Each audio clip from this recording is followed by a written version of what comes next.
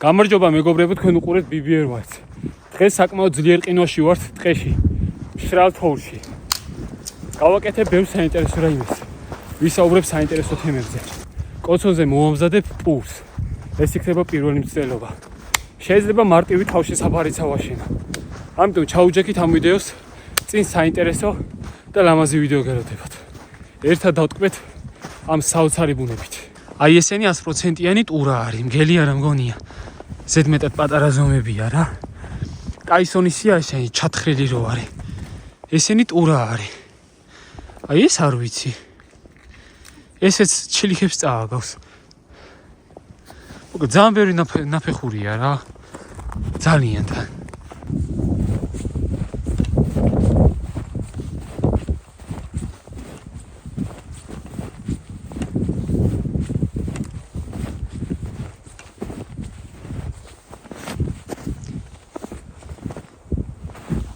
სხვათა შორის ესენი მაგრად გამომადგა. კი ტემუსებია და იაფიმა გადახდილი ძალიან, მაგრამ რავი, კარგად გამოდგა რა, ეხა წყალი არ შეაქვს, რაც თავარია, სისველი არ შეაქვს და მაგის დანიშნულებაც ეგ არის. როგორ გაყინული თოვლია შეხედეთ. მშრალი.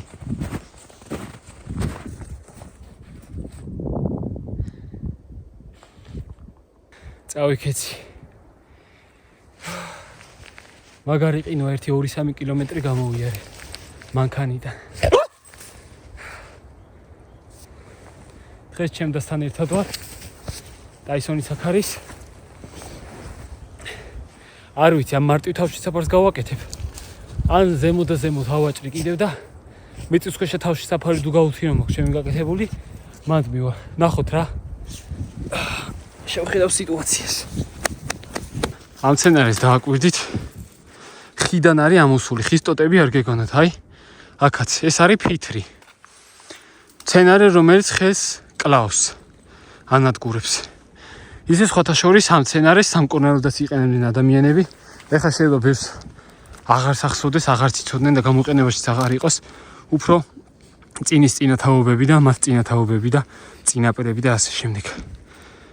და როგორ გადადის ეს სცენარე ხიდან ხეზე. როდესაც სიტყვაზე სცენარი ამოსულია და რაღაცა მისი რაღაც ნაწილი შეჭამა სიტყვაზე რაიმე ფრინველმა, როდესაც ის გადაამუშავებს და ამას მოისაქმებს სკინტის სახით, როდესაც აი სიტყვაზე ხეს დაასკნინდა, იქ აღმოცენდება ეს სცენარე, მის ფესვებს გაიგავს ხეში და ხეს ნელ-ნელა მოსპობს. ასე მრავლდება ეს სცენარე. და თვითონ ხეზე ესე დატოტვით გადადის რა, შიგნი. ჩათვალის პარაზიტია.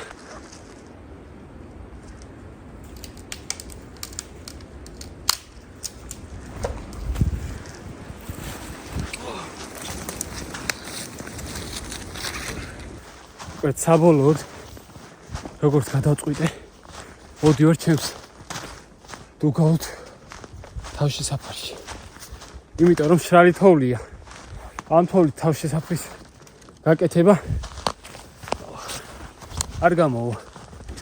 მაშინ უნდა ქონდეს დიდი ნიჩაბი, სპეციალური თოვლის ნიჩაბები რომ არის. ხო და მოხვეტო ბევრი თოვლი დატკეპნო, რომ დასვა. ეგ ნიჩაბი მე არ მაქვს. აუ, სუდაფარულია თოვლით. მაგარია.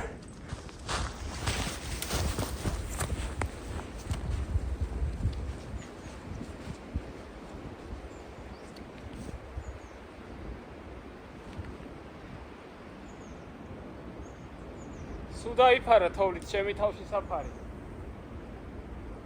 ეხა იქიდან რომ მოდიოდე, ხო არ გეცოდინებო ჩავარდები ეგრევე.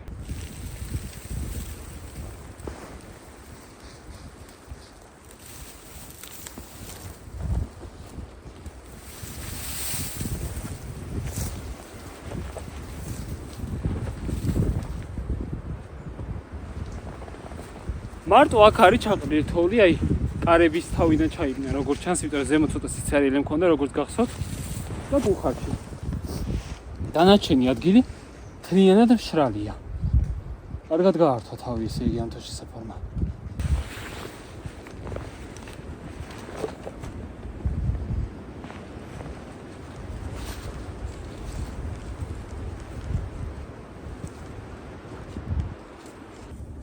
რაღაცები ჩამოვარდნილა.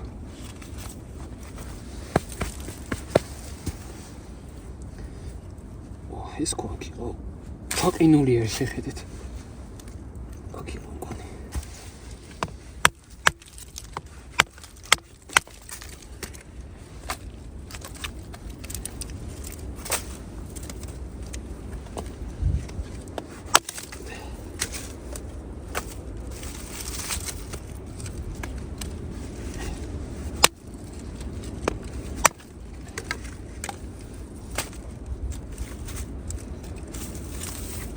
აი არო თავის დროზე აქ დავიტოვე ხმელის შეშა. ნუ ეხაც მშრალ ყინვაში იმდენად არ სველდება, მაგრამ მაინც რა. სულ არაფერს ხოჯობია.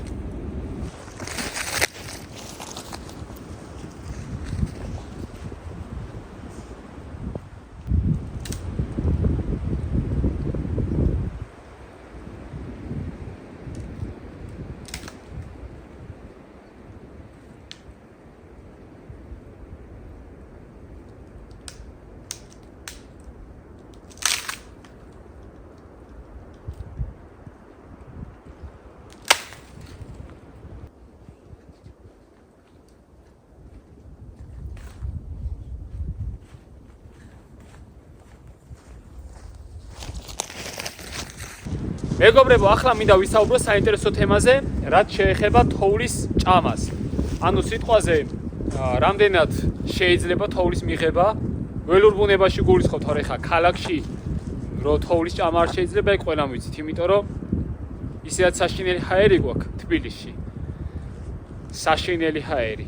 მით უმეტეს იქიდან წამოსული თოვლი ცუდი იქნება. ამ შემთხვევაში ვისაუბრებთ ველურ ბუნებაზე. რა პლუსები აქვს თოვლის მიღებას და რამდენად შეგვიძლია თოვლი გამოვიყენოთ როგორც წყალი. იმიტომ რომ ეხა ზოგადად წყლის მიღება ძალიან მნიშვნელოვანი რამაა ჩემთვის და საერთოდ ადამიანისთვის, ესე არის. ვთქვათ, ჩემთვის წყალი ძალიან მნიშვნელოვანია. აი ყველაფერზე მეტად მიყვარს ნებისმიერ საჭმელზე, ნებისმიერ სასმელზე. ყველაფერს ჯობია წყალი და ესე უნდა იყოს ყველასათვის. ზამთარშიც აუცილებელი არის წყლის მიღება, აი ლაშქრობებზე, თუნდაც ესე ძლიერ ყინვაში, იმიტომ რომ წყლის მიღება ორგანიზმს ეხმარება გათბობაში. შეიძლება ახლა ფიქრობდე, რომ აი ცივწყალს რო დარევ, შეგცივდება და რაღაცა, იმიტომ რომ ზაფხულში ხა წყლით გრილდებით. მაგრამ დამიჯერეთ, ზამთარშიც სულ რო ცივი წყალი მიიღო, მაინც გეხმარება გათბობაში. გინდა არ გინდა. აი, ახლა სიტყვაზე ვიმყოფები ასეთ ტყეში, წყალი გამომელიო ვარ რამდენიმე დღით, რა უნდა გავაკეთო. ყველაზე კარგი ვარიანტი ამ შემთხვევაში იქნება, რომ თუ მათარა ან კარდალა გაქვს, თოვლის შეაგროვო და გადაადნო, გადაადუღო და ისე მიიღო. ამას იმიტომ არ გეუბნებით, რომ აი რაღაცა მოგწამლავს თქო და ასე შემდეგ. ველურ ბუნებაში, სადაც სუფთა გარემო არის, ქალაქისგან მოშორებით ხარ, ხა თბილისის გვერდით რო ტყეა სადმე სიტყვაზე იქვე რო გააკეთებ, ეგ არა, იმიტომ რომ თბილისის გამონაბოლქვი თოვზე აისახება მაინც. აი, კარგ ველურ ბუნებაში, ქალაქისაგან მოშორებით, ხალხისაგან შორს, სუფთა გარემოში, თოვლის მიღება საშიში საერთოდ არ არის დამიჯერეთ. კი ეხა ძალიან ბევრს რომ მივადგინე მთელი დღე გადავჭამო, არის რისკები რომ რაღაცა მოგივიდეს სიტყვაზე. ადამიანის ორგანიზმს გააჩნია ზოგი მარტივად იწამლება. ეს ყველაფერი ორგანიზმზეც არის დამოკიდებული და როგორც წეგან ვახსენე გარემოზე, მაგრამ საშუალო რაოდენობით თოვლის მიღება ველურ ბუნებაში ჯანმრთელობისთვის საშიში არ არის. მაგრამ აქ გასათვალისწინებელი არის ერთი ფაქტი. აი ახლა მე მომწყურდა, ავიღე თოვლი.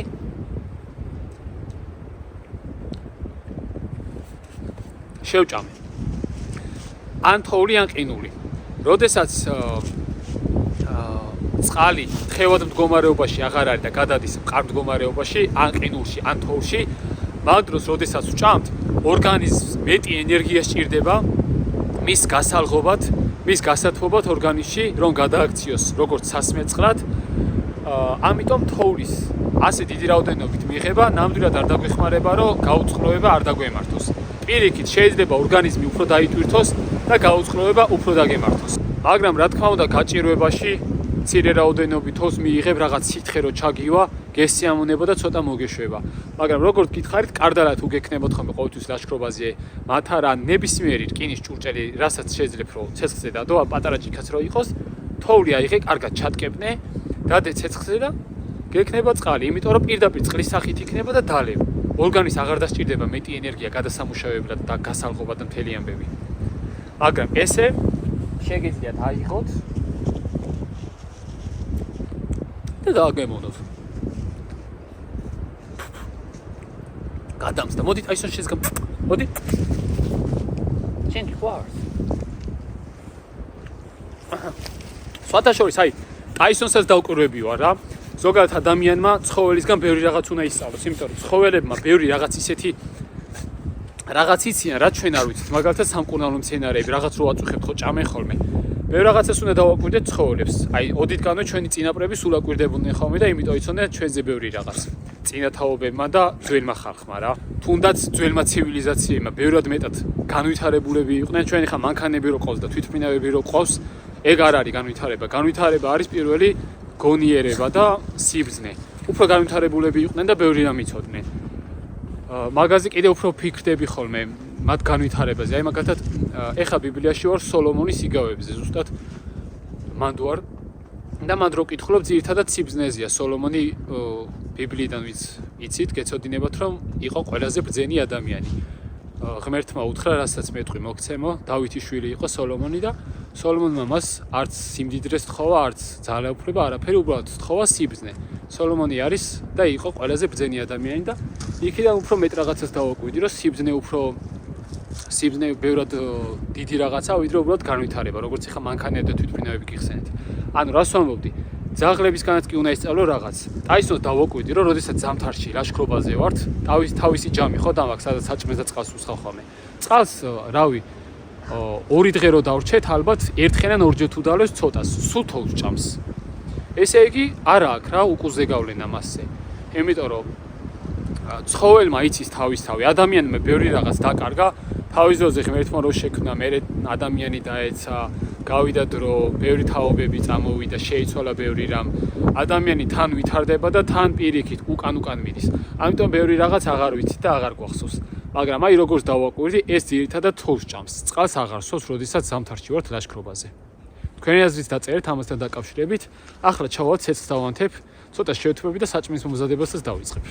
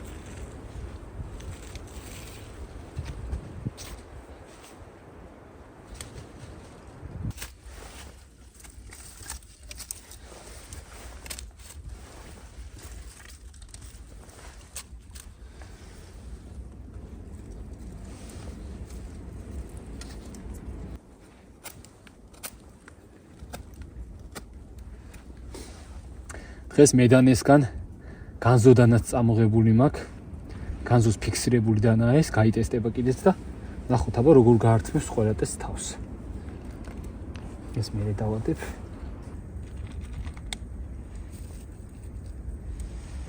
ყვარი თუ გადაგვარჩენს დღეს დანთებაზე.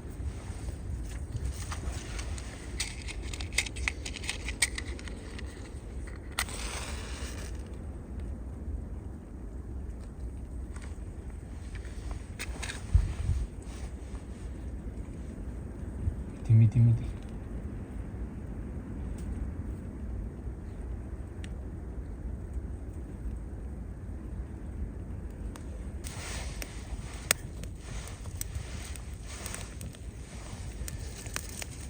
ყოველთვის დაიმახსოვრეთ ცეცხლის სწორად დანთება არის უმთავრესი. შეიძლება ცეცხლი არასწორად დაანთო და ძალიან დიდი დრო დახარჯო მერე. დიდი ენერგიაც და ბევრი იწვალო. და შეიძლება უმარტივესად დაანთო და არც არაფერი დახარჯო.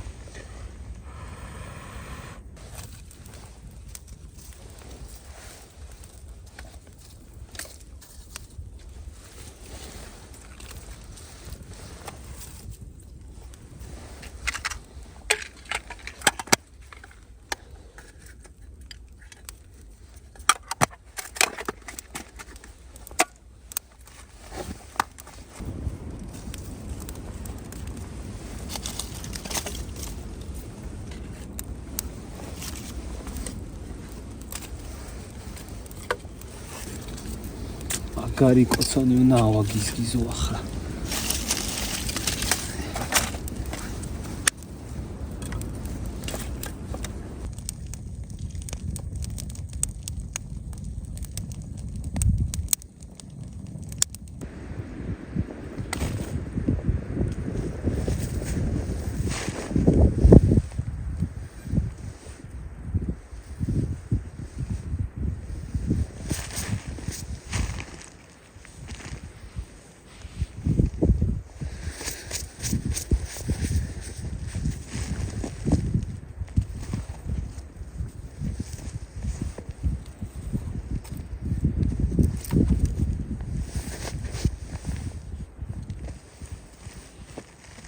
მას წინასწარ მოვაშორე, თორე ჩაიყრებოდა მე და ჩამიქრობდა კოცონი.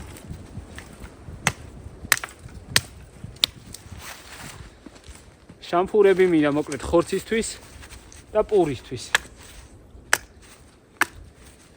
სახელი დამავიწყდა, მაგრამ იმ დღეს ბოლო ვიდეოზე გამომწერმა დამიწერა პურზე. პური რო შეწვა ბუნებაში, მაგარი იქნებაო, თან რთულიც არ არისო. ხო და სულ მინდოდა ხომ და სულ მოვიწყდებოდა რა ეს ცომის წამოღება და დღეს საინტერესო იდეა მაქვს, პურს შევწვალ კოცონზე თან გასწავლოთ როგორ უნდა შეწვათ მარტივად. ნუ ჯერ მე თვითონაც არ მიცდია ცხოვრებაში. იმედია კარგად გამომივა, მაგრამ ნახოთ. ესენი მინდა პურისთვის.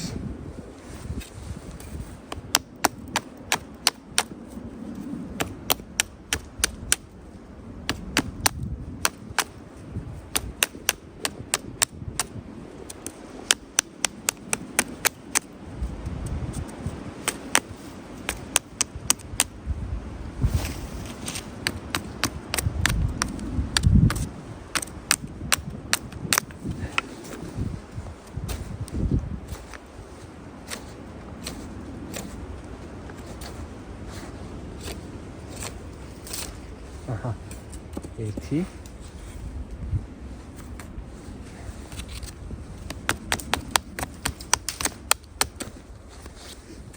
ნიაკო ქოხში არის შესული.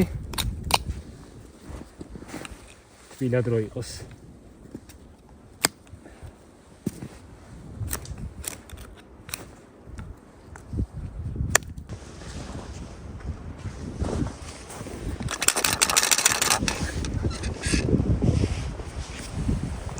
ამაში ახლა ხორცი მაქვს.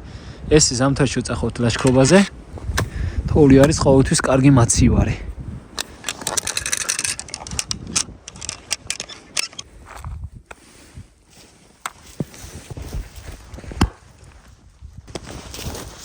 თუ გაიგეთ ხმა, ბუხარში ქვა გასკდა. აჰა, ტაისონი ხა მოხვალ სასწაულ ხოთზე.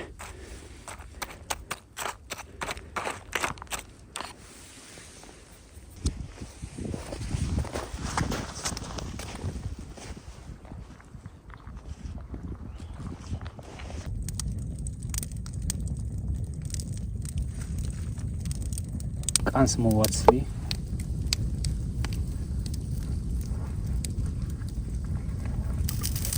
აისონ.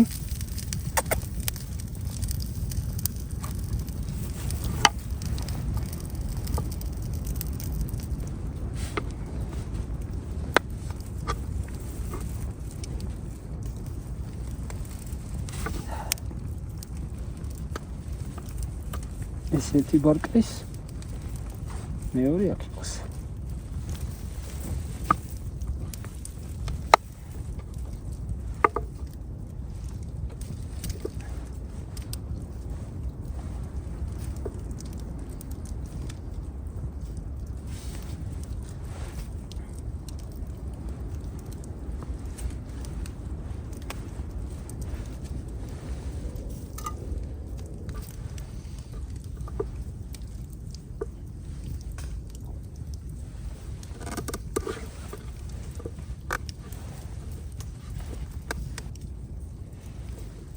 აჰა, მშვენიერი იდეა არის. კარგად გაჭედაო და გამოდგება. ასად არ წავა ეს დაჟე შუაში შემიძლია. მაინც დაზღვევის მიზნით ვაი და რომელიმე გაწყდეს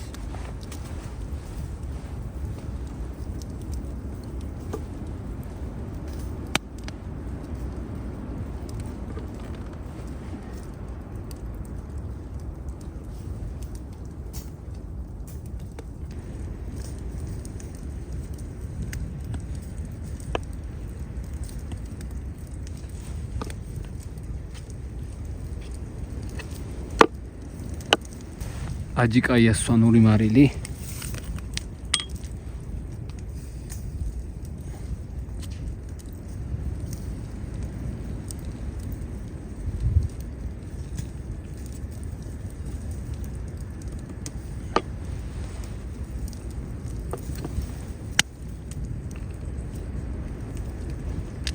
და ცოტა კონდარი.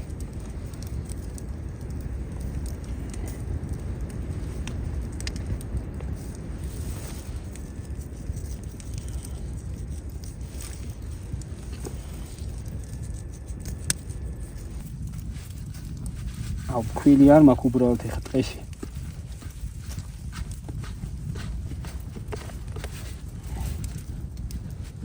ამის დაკრობა გარდაუვალია.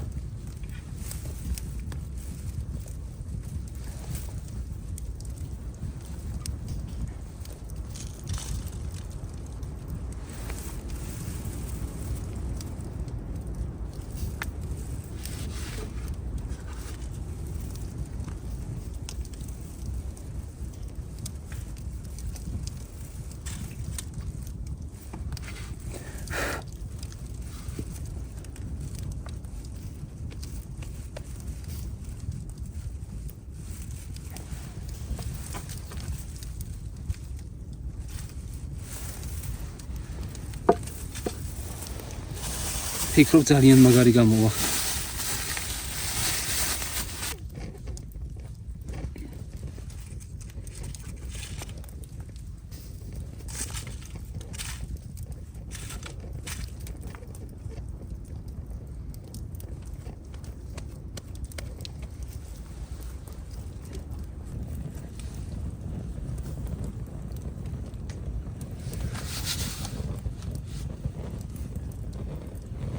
ძალიან ცხელია კოცონი და მაგრა შეიწובה ყველაფერი ფიქრობდა მალე.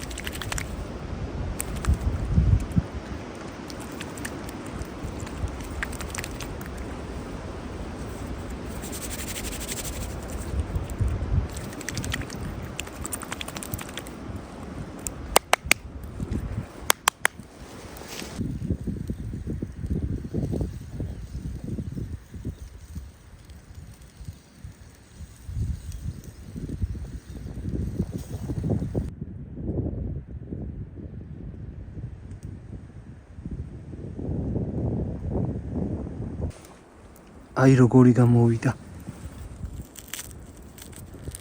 აუ რა კაია. გონი ამის მანიაკი გავხდები და სულ მომზადებ ხოლმე.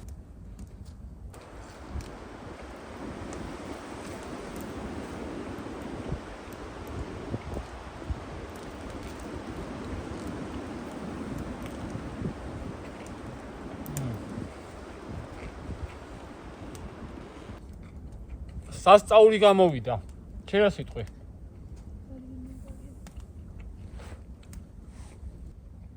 აი უგემრიელესი გამოვიდა პური. ვერც ვიფიქრებდი. ხორცის, მაგრამ ეხა პური ისეთია პირველად რო გავაკეთე. მთელი ყურადღება ამაზე მაქვს. და კარგად შეიწვა ისე. თან შებოლილი სუნი აქვს არომატი. თან კაი კაცუნა და ფუნფურა არის. თბილი. რავი, ტყეში ამაზე მეტი მგონია ეს მომეცი და ხახვი. всё. დღეს მეგობრებო გაიტესტება განზოს ფიქსირებული დანა, რომელიც მაქვს მედანესაგან და ასევე შეგახსენებთ, რომ დანა არის ქარხნულ ლესვაზე. არავის ხელი არ დაუდია. განზო არის ბიუჯეტური ჩინური ბრენდი. ეს კონკრეტული არის საშუალო ზომის ფიქსირებული დანა, არ არის დიდი ზომის. ამას წინათ 3 დღიან ლაშქრობაზე მქონდა და მაშინ ძალიან კარგად გამომადგა თლაში და თქვი კიდეც არ მახსოვს ოღონდ ის ვიდეოში თუ ჩავსვი. ანუ თლის თემაში ჩემი აზრი რო გითხრათ, მორა არის ერთ-ერთი საუკეთესო ბრენდი. ხეზე სამუშაოდ. იდეალურად მუშაობ მორას დანებით ხეზე. აი იდეალურად თლის. მაგრამ მაშინ ისიც თქვი რომ განზო მართალია ბიუჯეტური და ჩინური ბრენდია, ეხა მორა შვედური არის, სად შვედეთი, სად ჩინეთი. მაგრამ საკმაოდ დიდ კონკურენციას უწევს ჩემი აზრით მორას დანებს. იმიტომ რომ უფრო იაფი შეიძლება ღირდეს რაიმე კონკრეტული მოდელი. მორაც არ არის ძვირიანი დანა, მაგრამ აქვს 300 ლარიანი, 200 ლარიანი მოდელები და ეს მაგალითად არ მახსოვს 100 ლარამდე ღირს, 80 და რაღაც მგონი. ანუ კარგ კონკურენციას უწევს. დღეს გაიტესტება ისევ 5 რამეზე. ერთი ეს არის სამთოთოკი, რომელიც საკმაოდ რთული გასაჭრელია, ძვალი და ხე. ჯერ გავტესტოთ ძვალზე.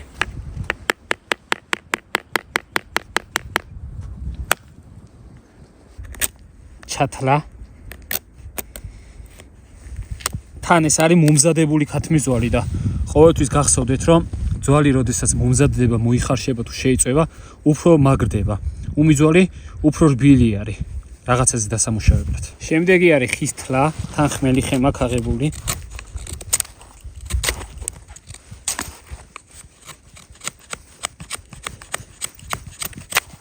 ანუ ნედლი ძალიან კარგად ითლება ამ დანით, შეგიძლიათ 3 დღიანი ვიდეოც ნახოთ. დღესაც გამოვიყენე ეს დანა, ხა შამპურები და რაღაცები გავაკეთე. ხმელზე მაინტერესებდა.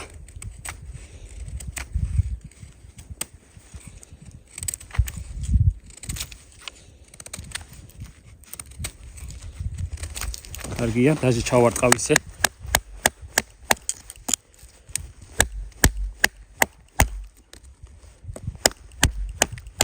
ამას არ ტესტავთ ხოლმე, მაგრამ ისე ვცადე.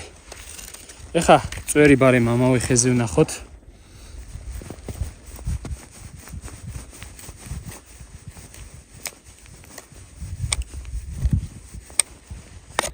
ასე გამოიყურება ჩვენი განზო, ჩვენი ფიქსირებული განზო. წვერი არ დაზიანდა, პირი რო ურტყავდი, მშვენიერია.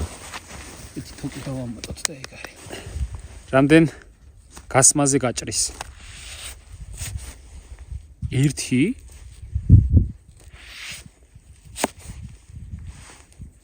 ვაუ. გამიკვირდა სიმართლე რო გითხრათ. ესენი კოცონში ჩავყარო. რავი, ტესტი მშვენივრად ჩააბარა განზომ. ჩემი აზრი ასეთია.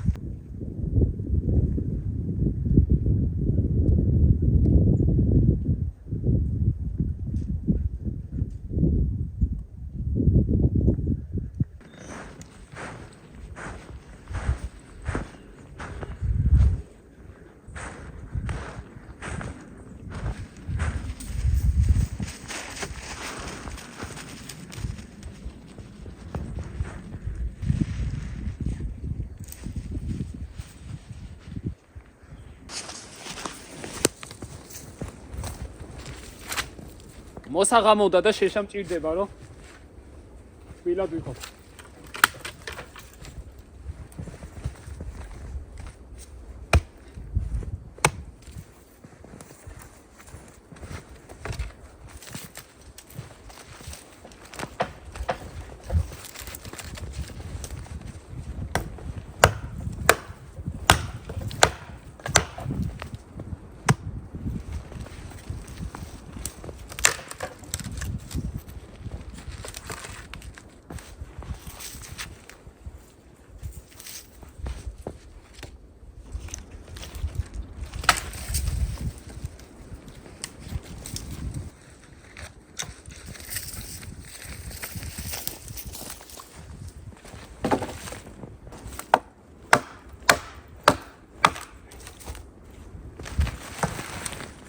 თუ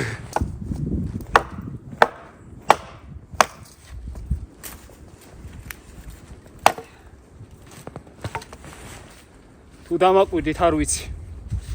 ხელთა თმანით ამიცურდა და ეგრევე ფეხისკენ წავიდა. არ მომხვდა, მაგრამ მაინც ჯობია ამ დროს ესე გაიკეთო და რომცა გიცურდეს არცად წავა.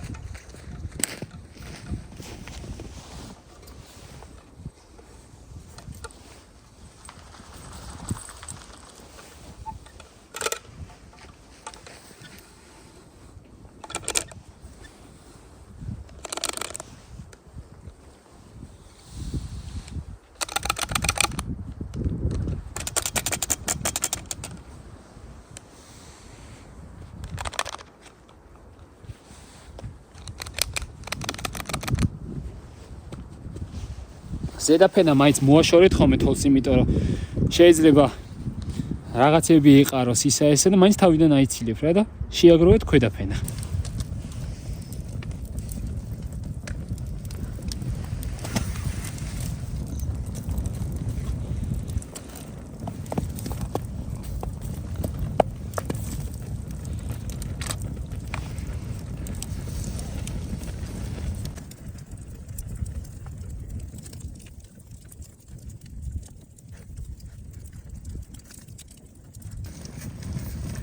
შავ ჩაის ვიკეთებთ ეხა.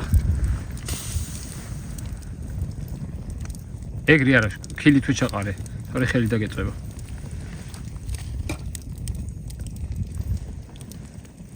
ცოტა მეტი ჩაყარე ჯობია. აჰა, შვენიერია.